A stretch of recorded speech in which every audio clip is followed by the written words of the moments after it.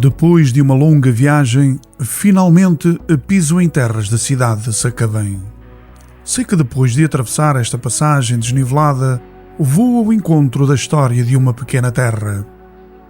Levado pela recente onda de crimes, manifesto o meu interesse na descoberta da verdade.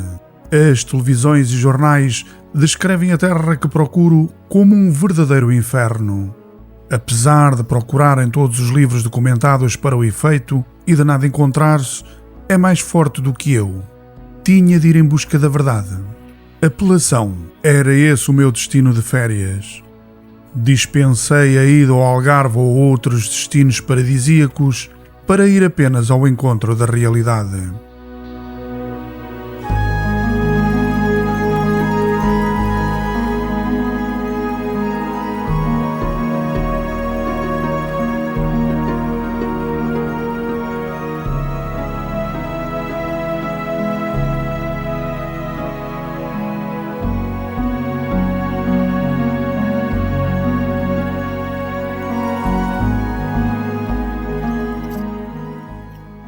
Envergonhada, a terra que procura agacha-se na solidão das serras.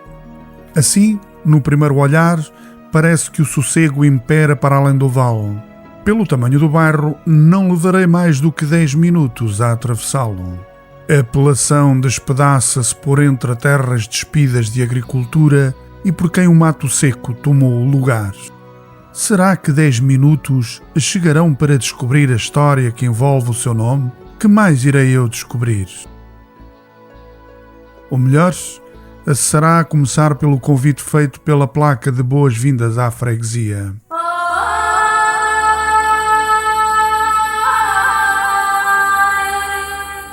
Abandonado pelo vento e pelos políticos da terra, o velho moinho, de velas recolhidas, parece agonizar o desprezo promovido pelo homem. De braços despidos e de capelo imobilizado até o eixo central, sofre a tortura de o ser e não poder. Onde outrora se moeu o trigo, hoje nada se moe. Destino idêntico sofreu outros moinhos em que a memória dos nossos antepassados se vão apagando na ingratidão do ser vivente.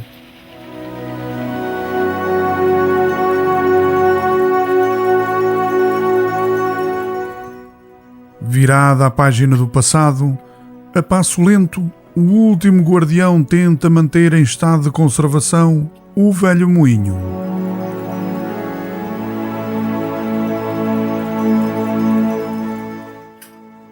As traves e rodas dentadas, todas em madeira trabalhada pela mão do artesão, único e imparável no tempo e na memória, mantêm a cor natural da madeira e asseguram aos demais visitantes uma doce imagem de regresso ao passado.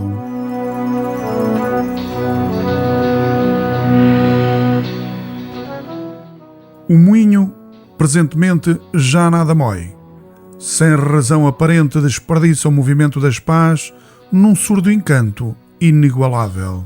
José Alves manifesta o seu descontentamento político nesta morte que se anunciou tão prematura. O moinho de vento, o funcionamento é certo que não funciona, não sei porquê, porque eles têm de fazer algumas alterações, acho que têm de proteger as velas do moinho por causa da visita das crianças, e há sempre invenções novas, porque o moinho trabalhou há algum tempo e não tinha nunca ninguém se lembrou de proteger as velas, porque os miúdos já estão ali a brincar, vão fazer as visitas, os miúdos da escola vão fazer as visitas, e tem de haver algum cuidado para não se aproximarem das velas quando elas estão a girar, porque as escolas que vão visitar aqui querem ver o moinho a trabalhar, as mãos a funcionar. E elas não têm funcionado. Desde que foi entregue àquele sujeito, nunca mais funcionaram. Não sei porquê. Ele diz que é uma falta de acordo e de reparação de algumas coisas que a Câmara não fez. Eu dou só um exemplo para a atenção que eles estão, que eles têm para com isto. E eles não me conhecem lado nenhum. E eu estou aqui desde janeiro e ainda não me vieram visitar. Eu assinei um protocolo com eles. Eles não sabem se eu parti isto, se eu não parti, se... Não tem lógica nenhuma. E como eu estou ao contrário. Porque é a razão pelo mundo está parado. Pois. Não é? Porque faz uma grande história porque Não estou a perceber porquê, não é? Mas tenho isso apontado na próxima Assembleia da Freguesia, para falar ao. Eu por acaso estive lá hoje, mas estava mais a falar com uma pessoa, não falei. Mas tem uma coisa a dizer. Eu sei que há falta de fundos para a parte da cultura e desporto. Uma das coisas que me impuseram foi eu aprender isto, mas depois ao fim e ao cabo, uma cassete, ou um DVD, ou um livro, é a mesma coisa. Eu pego de um livro, isto é isto, faz assim. Isto é assim, isto é uma responsabilidade enorme.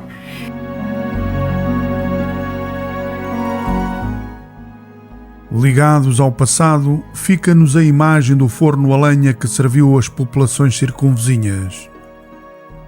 Tal como um moinho, sofre com o mesmo destino de ingratidão para com o seu passado e para com todos aqueles que lhe foram fiéis. O pão, que lá está, também tenho notado que aquilo funciona mais como um bar que serve à população da vida zona e vão lá tomar os pequenos almoços. O pão é feito tal e qual como é feito na charcutaria e ainda é mais caro do que aquele que a gente vai na pastelaria e ainda paga menos do que ali. E está a prova, já está evidente, já várias pessoas têm queixado aqui disso, e aquilo funciona mais como um estabelecimento privado que foi concessionado àquele casal. Não sei quais os termos utilizados, para nós isso é nulo.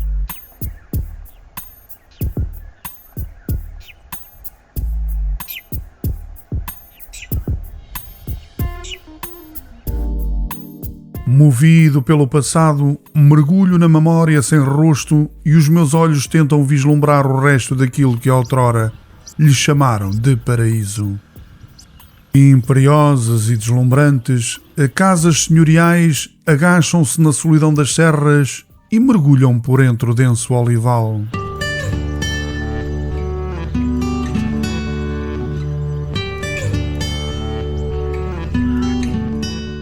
Numa das entradas do bairro, a pequena mansão do Scale espreita por entre a densa folhagem das árvores que ocupam grande parte da periferia.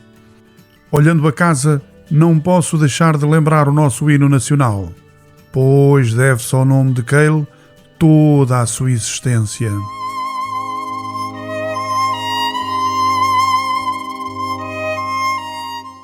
Orgulhosas do seu passado, outras casas imperam e parecem querer provar a existência de poetas, pintores, cavaleiros e reis. Esta é a terra em que se sepultavam os seus mortos no interior das suas igrejas e das suas ermidas. No interior de um dos casarões resguardados pelo olival em que as oliveiras predominam, poderíamos ver, se nos fosse permitido claro, as sepulturas de Bartolomeu Botelho, comendador da Ordem de Cristo, e de Ana Chaves, sua mulher. Até no seu nome, a apelação foi parte da história. Foi terra milagreira em que a peste negra se recusou a entrar. No ano 1500, graçou em Portugal um devastador surto de peste, a que lhe chamaram de peste negra. Lisboa e todas as freguesias circunvizinhas sofreram os horrores de tão grave doença, excepto esta terra. Lavados na dor e no sofrimento, muitos foram os que recorreram a esta terra salubre para apelar à Nossa Senhora da Encarnação para os livrar de tamanho sacrilégio.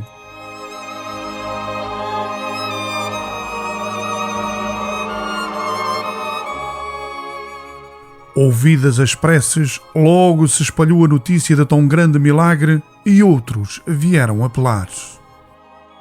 Creia-se então que por tão digno feito de Nossa Senhora, o povo batizou a terra de Apelação.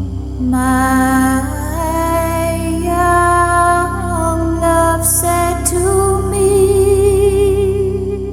Até o ano 1594, foram os moradores deste lugar sujeitos à freguesia de Unhos, vila não menos bela, em que o espelho das lesírias do Trancão se misturam com outras casas senhoriais.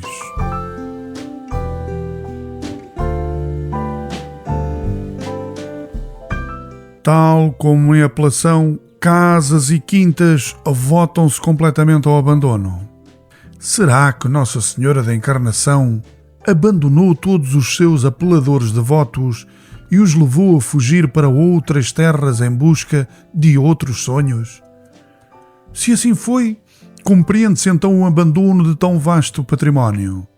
Poucos são aqueles que ainda resistem a esta peste social do século XIX e teimam no melhoramento das suas propriedades. Mas por quanto tempo mais?